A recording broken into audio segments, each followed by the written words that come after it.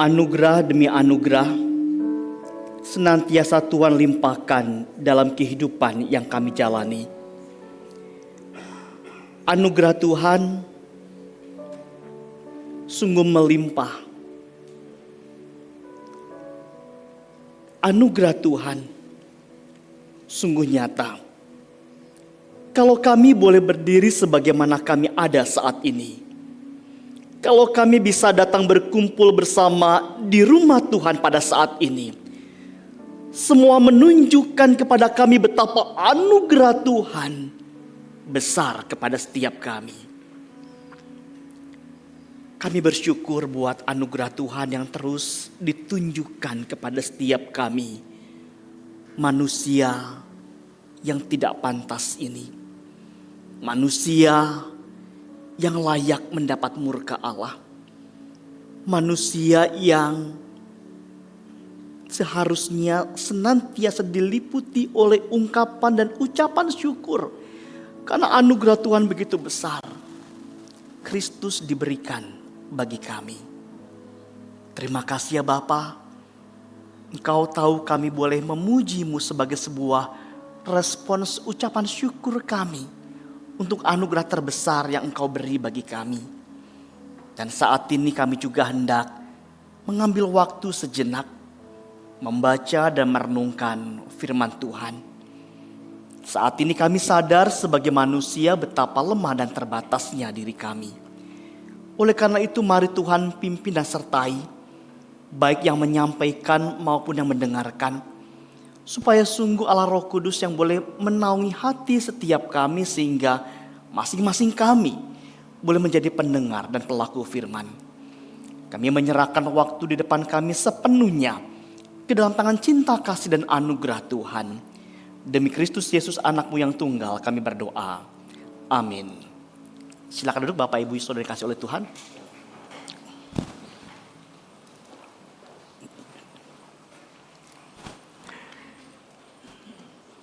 Shalom semuanya. Senang bisa kembali berjumpa pada hari ini dan secara khusus kita mau bersama-sama memikirkan dan merenungkan teks Alkitab dari Roma 5 ayat 1 sampai 11. Tetapi secara khusus pada pagi hari ini kita hanya akan berfokus pada ayat 8 sampai 10. Dan tema khotbah kita pada hari ini adalah anugerah bagi manusia. Saya akan mengajak kita untuk bersama-sama membuka teks Alkitab di smartphone atau gawai kita masing-masing. Tapi saya juga akan menampilkan di layar Roma 5 ayat yang ke-8 sampai yang ke-10. Bapak Ibu Saudara, setiap kali saya khotbah saya akan terus menampilkan versi terjemahan baru edisi yang kedua. Walaupun saya seringkali kalau khotbah di mimbar bawa Alkitab yang terjemahan lama. Ya saya tidak atau belum terbiasa khotbah itu bawa elektronik di depan sini. Ya, jadi saya selalu bawa Alkitab fisik dan sedikit cerita. Alkitab ini sudah bersama-sama dengan saya. Ini masih ada, saya kalau beli Alkitab selalu ada tanggalnya. Ini saya beli 30 Agustus 2005 ketika saya praktek pelayanan 1 tahun di Makassar. Sayang sekali waktu itu habis pelayanan di sebuah tempat, Alkitab saya itu terjatuh. Akhirnya saya beli di sini Alkitab ini. Jadi ini sudah 20 berapa tahun nih? 2005, 21 tahun bersama-sama dengan saya gitu ya. Dan saya lebih senang pakai ini karena ini banyak coretannya buat saya secara pribadi. Jadi kalau tiba-tiba diminta khotbah sudah siap semua karena ada di sini semua catatan-catatan kecilnya. Baik, kita akan baca bersama-sama dengan perlahan Roma 5 ayat 8 sampai 10. Kita baca teks Alkitab ini 1, 2, ya. Namun Allah menunjukkan kasih-Nya kepada kita dalam hal ini. Ketika kita masih berdosa, Kristus telah mati untuk kita. Terlebih lagi, karena kita sekarang telah dibenarkan oleh darah-Nya, kita pasti akan diselamatkan melalui Dia dari murka Allah. Sebab, jikalau kita ketika masih seteru diperdamaikan dengan Allah melalui kematian anak-Nya, terlebih lagi kita yang sekarang telah diperdamaikan, pasti akan diselamatkan oleh hidup-Nya. Beberapa ayat yang begitu indah yang menunjukkan anugerah Allah bagi setiap kita. Anugerah Allah bagi Anda dan saya. Bapak Ibu Saudara, saya akan mengawali khotbah ini dengan sebuah kisah yang terjadi pada tahun 1941. Sebuah kisah yang terjadi di kamp konsentrasi Auschwitz. Ya, bagaimana waktu itu ada seorang tahanan yang berhasil melarikan diri. Di kamp konsentrasi itu ada satu tahanan yang berhasil melarikan diri dan kemudian sebagai hukuman, komandan Nazi itu memilih 10 orang tahanan secara acak untuk kemudian dihukum mati dengan cara dibiarkan kelaparan di dalam sebuah bunker. Jadi gara-gara satu tahanan ini lolos, kemudian ada hukuman. Nah, komandan akan pilih 10 orang secara acak. Dan kemudian salah seorang yang terpilih adalah seorang pria bernama Franciszek Gazowniczek. Ya, mungkin seperti itu bacanya kali. Dia terpilih dan ketika namanya dipanggil, dia menangis dan kemudian dia berkata, "Kasihanilah saya, istri dan anak-anak saya, siapa akan mengurus mereka?" Dia begitu nangis dan ketakutan. Dan di saat semua tahanan berdiri ketakutan, seorang imam Katolik bernama Maximilian Kolbe melangkah keluar dari barisan dan dia berkata kepada komandan, "Saya ingin menggantikan orang itu." Dan permintaannya diterima. Kolbe kemudian masuk ke bunker kematian menggantikan Gazowniczek. Beberapa hari kemudian Kolbe meninggal. Sementara Gazowniczek tetap hidup. Dia dibebaskan setelah perang berakhir dan selama puluhan tahun menceritakan bagaimana hidupnya diselamatkan oleh seseorang yang rela mati menggantikannya. Sudah lihat, Franciszek Gazowniczek ini hidup berapa tahun? Sekitar 94 tahun. Sedangkan Kolbe mungkin sekitar 46 tahun. Kisah ini merupakan kisah yang sangat mengharukan. Namun ada satu perbedaan yang sangat besar dengan Injil. Franciszek ini adalah korban keadaan. Ia tidak bersalah karena dipilih secara acak. Tapi kita tidak seperti Franciszek ini. Alkitab berkata bahwa kita bukan korban yang tidak bersalah. Alkitab mengatakan kita orang berdosa. Bahkan lebih jauh lagi, Alkitab mengatakan kita adalah musuh Allah. Namun justru kepada orang-orang seperti inilah Kristus datang dan kemudian mati. Alkitab mengatakan Allah menunjukkan kasih-Nya kepada kita oleh karena Kristus telah mati untuk kita ketika kita masih berdosa. Bapak Ibu Saudara, salib Kristus itu bukan sekedar tindakan pengorbanan yang mengharukan. Tapi salib adalah demonstrasi kasih Allah yang begitu besar diberikan kepada manusia. Manusia yang sebenarnya layak mendapatkan hukuman. Dan hari ini kita mau bersama-sama melihat bagaimana anugerah Allah itu bekerja bagi manusia yang sama sekali sebenarnya tidak layak menerimanya. Bapak Ibu Saudara, setiap manusia, setiap kita, Anda dan saya itu membutuhkan anugerah. Namun masalahnya ada banyak orang yang merasa dirinya gak butuh anugerah. Banyak orang merasa bahwa aku cukup baik. Suatu kali seorang pendeta cerita, dia bertemu dengan jemaat yang setiap minggu dia mengantarkan pasangannya ke gereja. Kemudian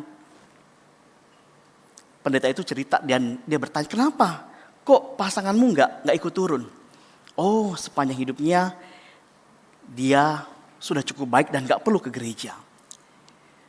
Bapak Saudara, banyak orang seperti itu, merasa cukup baik. Bahkan ada orang yang berpikir bahwa Allah itu akan menerima mereka karena apa? Oh, karena aku ini orang yang bermoral. Aku rajin ibadah. Setahun bukan 52 kali, tapi bisa 100 kali ke gereja. Dengar terus khotbah. Bahkan ada orang berpikir aku cukup baik. Dan jelas semua pandangan itu bertolak belakang dengan Injil. Injil mengatakan bahwa setiap orang itu butuh anugerah. Dan Injil tidak dimulai dengan mengatakan bahwa manusia adalah orang baik yang membutuhkan sedikit bantuan. Tapi Injil dengan jelas mengatakan manusia adalah orang berdosa yang sama sekali tidak mampu menyelamatkan dirinya sendiri. Itu kata Alkitab. Setiap orang gak bisa selamatkan dirinya sendiri. Saudara, mari kita coba perhatikan Roma 5 ini. Kalau kita baca Roma 5, ini adalah pasal terindah, ya salah satu pasal terindah mengenai kasih karunia. Dalam pasal 1 sampai pasal 4, Paulus menjelaskan bahwa semua manusia itu berdosa dan dibenarkan hanya oleh iman kepada Kristus. Tapi kemudian Paulus menunjukkan di pasal 5 ada hasil pembenaran. Bapak Ibu Saudara, kalau membaca misalnya pasal 5 ayat yang pertama, Paulus menunjukkan bahwa hasil pembenaran itu adalah adanya damai sejahtera dengan Allah. Kemudian ada akses kepada kasih karunia. Pasal 5 ayat 2a berbunyi seperti ini. Oleh Dia, oleh Kristus, kita juga beroleh jalan masuk oleh iman kepada kasih karunia ini. Dan kemudian di ayat 2b sampai ayat yang kelima, di sini kemudian Alkitab menunjukkan ada pengharapan akan kemuliaan. Dan di tengah-tengahnya ayat 8 sampai 10 ini, Paulus mengarahkan perhatian kita kepada dasar keselamatan, yaitu kasih Allah yang dinyatakan lewat pengorbanan Yesus Kristus. Dalam teks Alkitab ini, Rasul Paulus ingin menjawab sebuah pertanyaan penting dan mendasar buat setiap kita. Mengapa kita bisa begitu yakin bahwa keselamatan kita tidak akan pernah gagal? Jawabannya ada di ayat 8 sampai 10.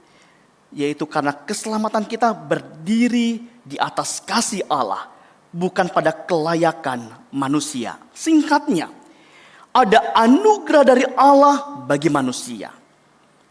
Bapak Ibu Saudara, menarik ketika mencoba mencermati dan juga mengamati 3 ayat ini. Kalau kita membaca 3 ayat ini, kita bisa melihat bagaimana Alkitab sedang menunjukkan 3 masalah terbesar manusia dan semua diselesaikan oleh Kristus. Paulus bahkan menggunakan beberapa kata kerja yang nanti akan kita cermati, yang menunjukkan bagaimana Kristuslah jawaban dari semuanya. Secara singkat kita bisa mengamati misalnya di ayat yang ke-8 ada istilah berdosa yang dimunculkan. Alkitab mau menunjukkan bahwa ada masalah moral. Kita berdosa, tapi Kristus kemudian mati demi kita. Ada masalah hukum, kita bersalah, tapi Kristus membenarkan. Ada masalah relasi, kita itu seteru, bermusuhan, tapi Kristus mendamaikan. Dari Roma 5 ayat 6 sampai 11, khususnya ayat 8 sampai 10 ini, kita akan melihat bahwa Allah menyatakan anugerahnya bagi setiap kita lewat kematian Kristus sehingga orang berdosa dibenarkan, diperdamaikan, dan punya kepastian keselamatan. 3 hal ini, dibenarkan, didamaikan, dan ada jaminan atau garansi kepastian keselamatan. Kita akan mencoba memikirkannya dan saya akan menggunakan poin atau penamaan yang sedikit lebih mudah untuk kita ingat. Yang pertama ini, kasih Allah menyelamatkan orang berdosa. Ini yang pertama. Kasih Allah menyelamatkan orang berdosa. Tadi kita sudah mendengar bagaimana masalah manusia adalah dosa. Tapi kemudian Allah mengambil inisiatif lewat kematian Kristus. Bapak Ibu Saudara perhatikan ayat yang ke-8. Di sini kita bisa melihat ada sebuah kontras sebenarnya. Bukan kita berubah lalu Allah mengasihi, tetapi dikatakan Allah mengasihi lalu Kristus mati. Dan ini menunjukkan bahwa kasih Allah itu mendahului perubahan manusia. Alkitab tidak berkata ketika kita mulai bertobat atau ketika kita mulai menjadi baik. Tidak. Alkitab berkata ketika kita masih berdosa. Menarik bagaimana ini menunjukkan kepada setiap kita tentang kerusakan total manusia. Ini bukan bicara tentang manusia yang sangat jahat, tapi seluruh keberadaan manusia telah dirusak oleh dosa, di mana kehendaknya, pikirannya, hatinya, relasi dengan Allah pun semuanya rusak. Dan tidak ada seorang pun yang kemudian mencari Allah dengan kekuatannya sendiri.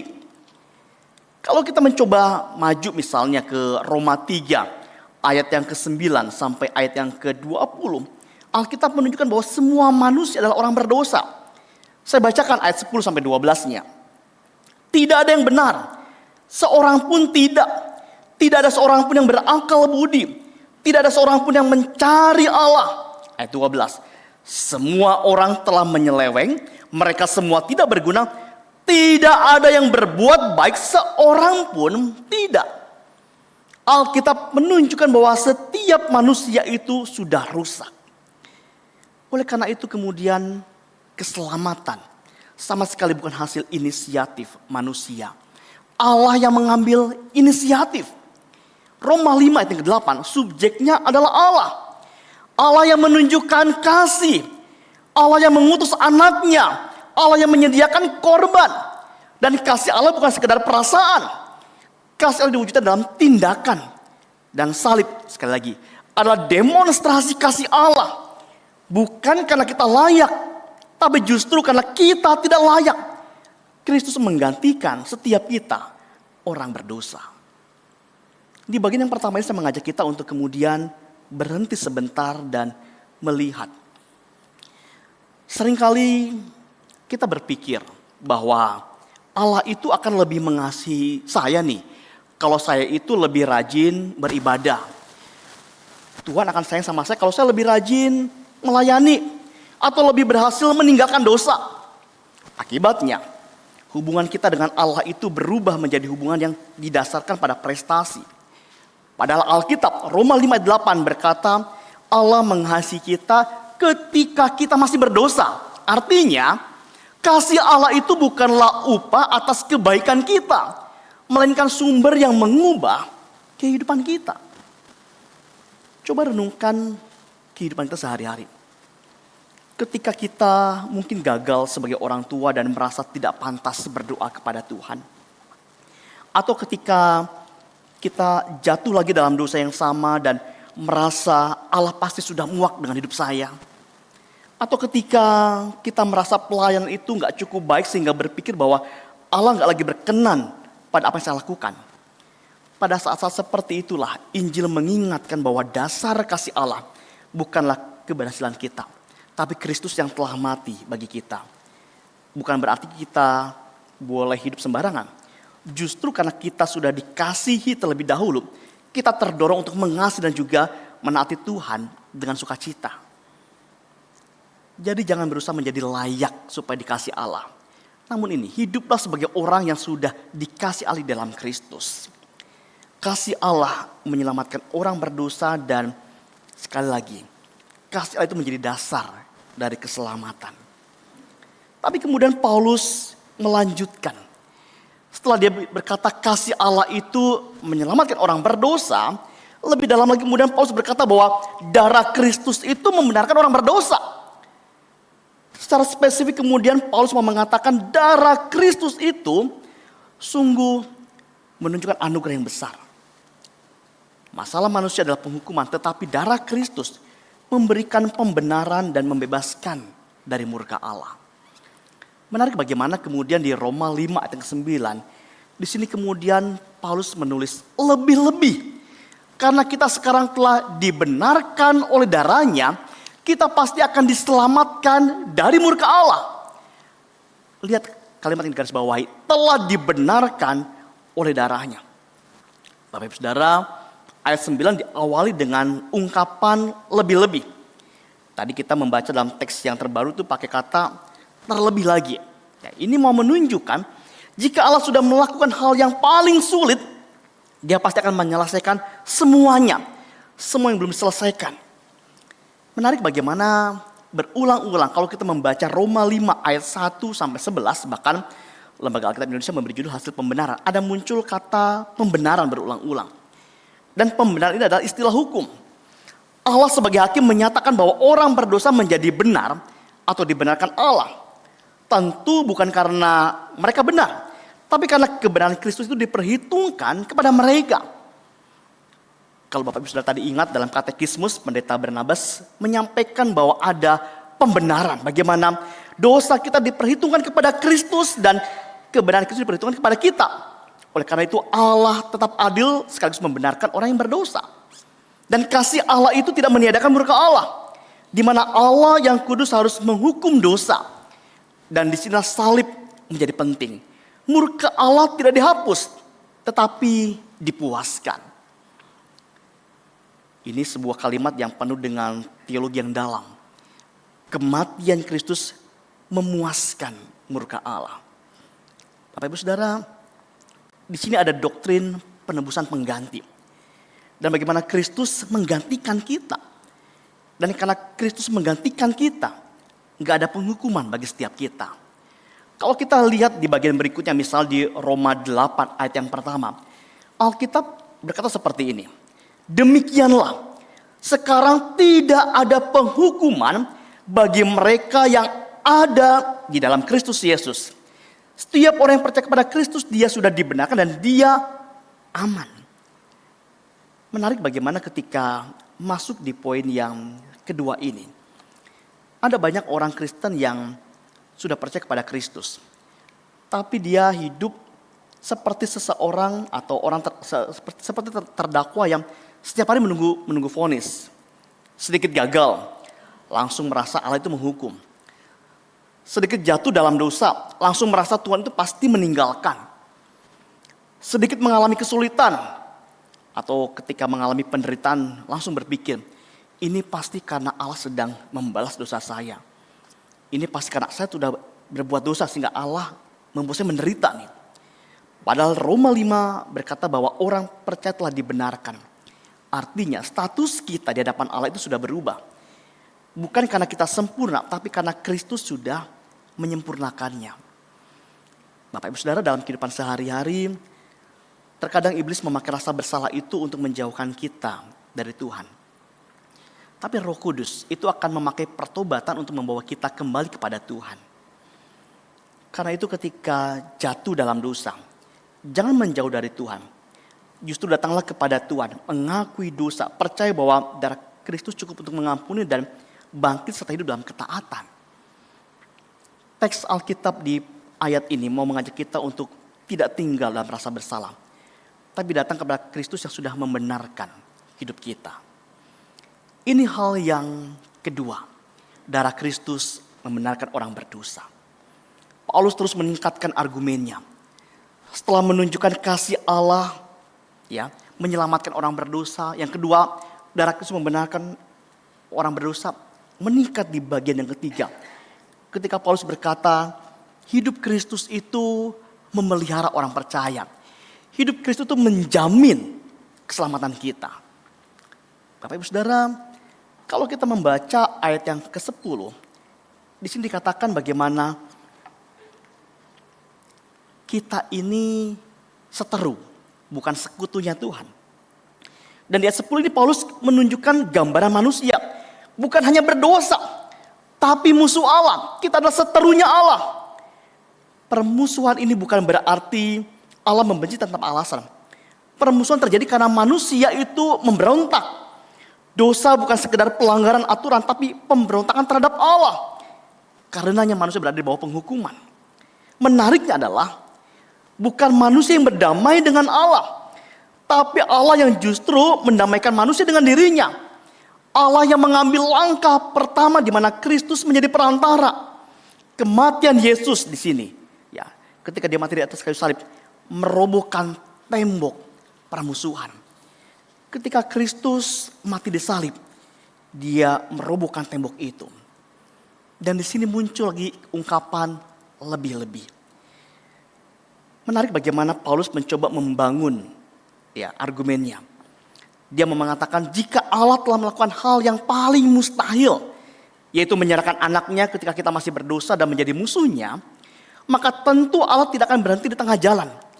Tuhan pasti akan menyelesaikan keselamatan umatnya sampai akhir. Sederhananya, jika ketika masih menjadi musuh saja Allah menyelamatkan, apalagi sekarang setelah kita menjadi anaknya, keselamatan orang percaya dijaga oleh Kristus sampai nanti kita bertemu dengan Dia. Bapak Ibu Saudara, Yesus bukan hanya mati, Dia bangkit, Dia hidup, Dia menjadi imam besar yang terus menjadi pengantar bagi umatnya. Dan ini menjadi dasar doktrin ketekunan orang-orang kudus. Orang percaya bertahan sampai akhir bukan karena kuat memegang Kristus, tapi karena Kristus yang terus memegang umatnya. Bapak Ibu Saudara, kehidupan Anda dan saya sebagai orang percaya tidak selalu mudah. Dalam hidup ada masa-masanya ketika doa itu terasa kering. Rasanya Tuhan gak jawab doa aku deh. Ada masa mungkin ketika iman itu menjadi lemah dan bergumul dengan kehadiran Tuhan. Ada masa ketika kita menghadapi penyakit, kehilangan pekerjaan, konflik keluarga, atau ketika menghadapi pergumulan pelayanan. Dalam keadaan seperti itu, mungkin kita sering bertanya, apakah Tuhan masih memegang hidupku? Alkitab menjawab ya. Kristus bukan hanya mati. Kristus hidup dan dia menjadi pengantar bagi umatnya dan dia menjadi pengharapan bagi kita. Pengharapan kita bukan terletak pada kuatnya iman kita, tapi pada Kristus yang tidak pernah berhenti memegang dan terus memelihara hidup kita. Dan kepastian ini semestinya bukan membuat kita malas bertumbuh, tapi justru membuat kita berani tetap setia. Karena kita tahu bahwa Tuhan tidak akan pernah meninggalkan kita. Ini berarti dalam kehidupan sehari-hari, Tuhan mau setiap kita tetap setia beribadah. Meskipun terkadang ada rasa malas, ada rasa lemah. Tetap berdoa meskipun belum mendapat jawaban. Tetap mengasihi keluarga walaupun mungkin sulit untuk menunjukkan pengampunan dalam keluarga. Tetap melayani dengan setia meskipun tidak selalu dihargai. Peganglah Kristus setiap hari karena sesungguhnya Kristus lebih dahulu memegang tangan kita. Bapak Ibu Saudara, 3 hal ini coba Alkitab tunjukkan kepada kita. Roma 5 ayat 8 sampai 10 mengajarkan bahwa keselamatan orang percaya berdiri di atas 3 dasar yang tidak pernah berubah. Ada kasih Allah yang berinisiatif, ada darah Kristus yang membenarkan, dan hidup Kristus yang terus menjamin kita semuanya. Bapak Ibu Saudara, membaca Roma 5 ayat 8 sampai 10 ini kaya dengan pemahaman penting bagi iman Kristen. Kalau kita mencoba melihat kembali, 3 ayat ini menunjukkan kepada kita bagaimana adanya kerusakan total manusia. Manusia digambarkan sebagai orang berdosa, bahkan dikatakan sebagai seteru Allah. Tapi Alkitab menunjukkan ada kasih karunia yang berinisiatif. Allah bertindak lebih dahulu dan keselamatan berasal dari inisiatifnya Tuhan. Dan Alkitab pun menunjukkan di sini Kristus menanggung murka Allah sebagai pengganti orang berdosa. Oleh karena itu pembenaran itu hanya berdasarkan darah Kristus, bukan perbuatan manusia. Dan karena Kristus mati demi kita, hubungan yang rusak dengan Allah dipulihkan lewat kematian anaknya. Dan dalam teks Alkitab yang kita baca tadi pun kita bisa melihat ada ketekunan orang-orang kudus. Ungkapan lebih-lebih menjadi dasar argumen Paulus tentang kepastian keselamatan yang dipelihara oleh Kristus yang hidup.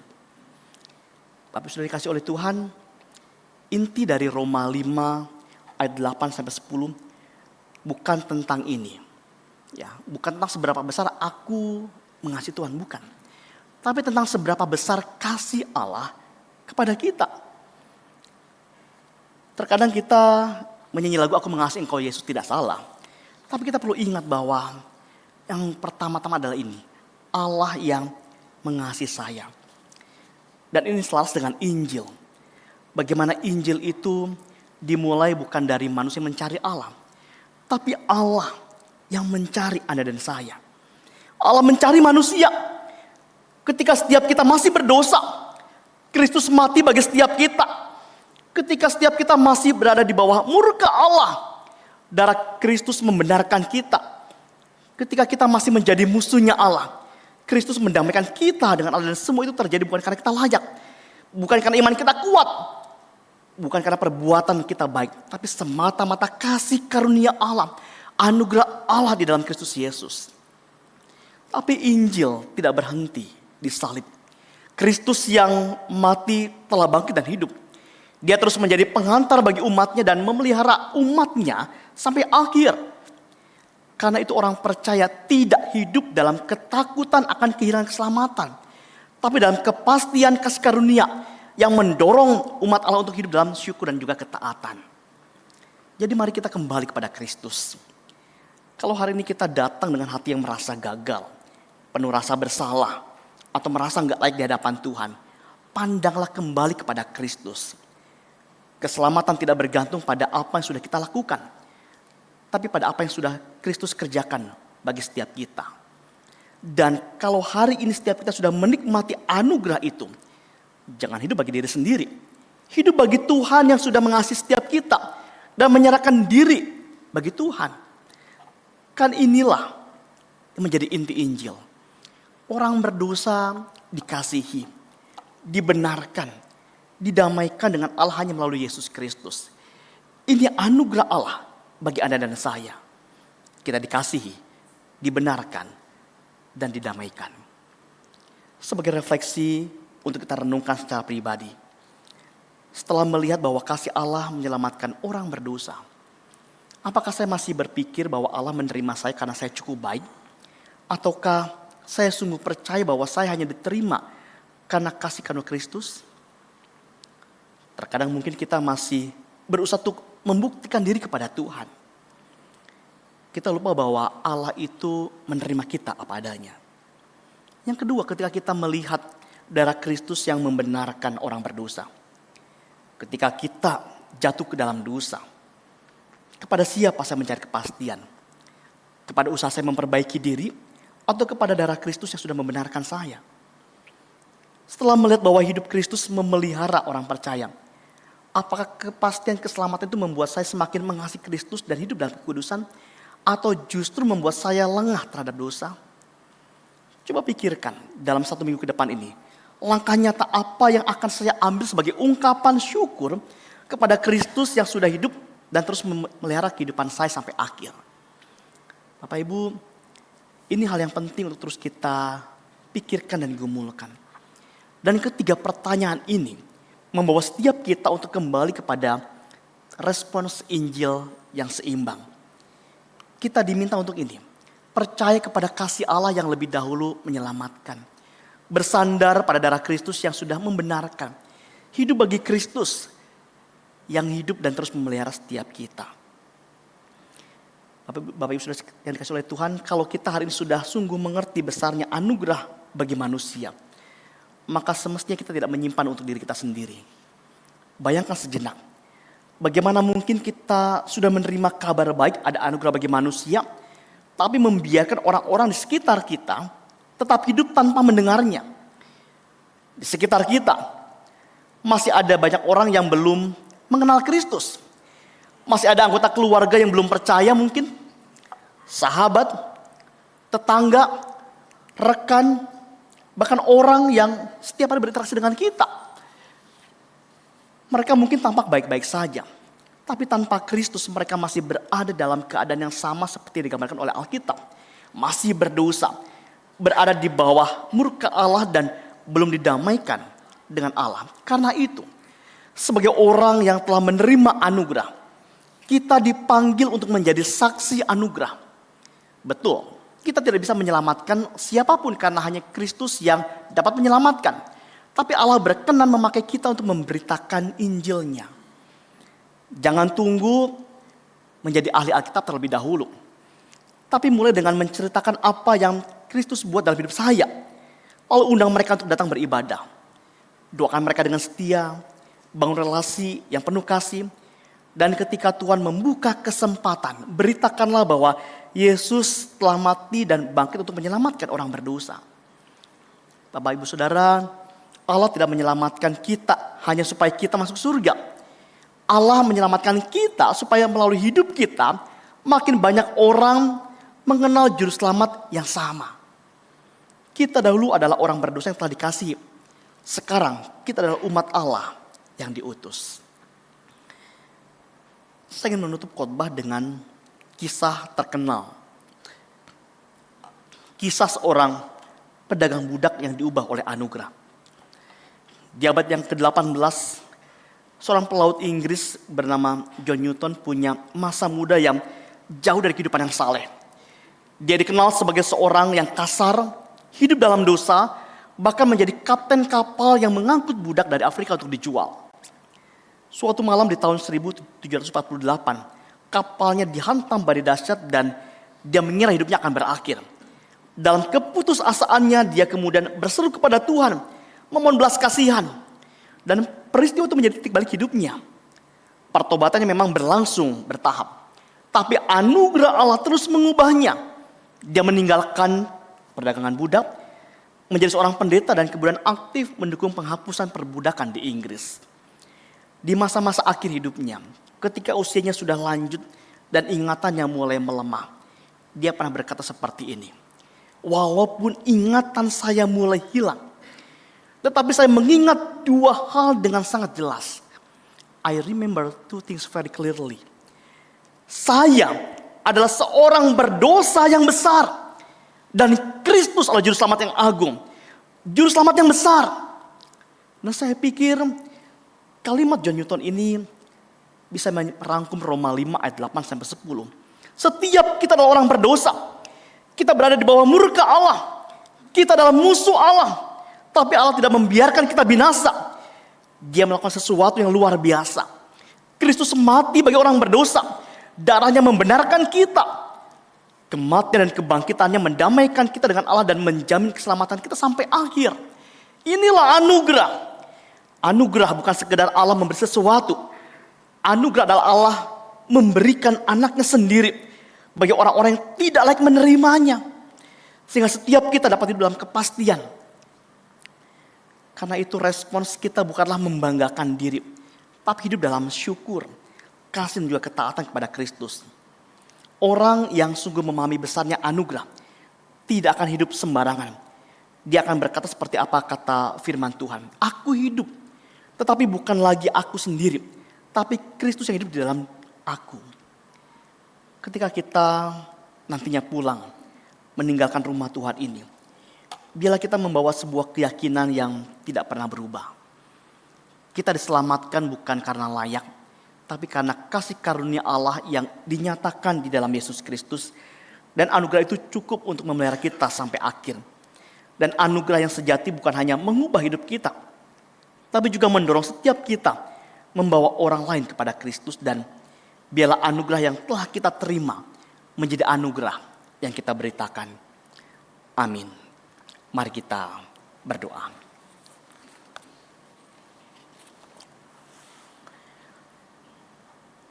Kami bersyukur untuk firman yang boleh kami renungkan bersama pada pagi menjelang siang hari ini.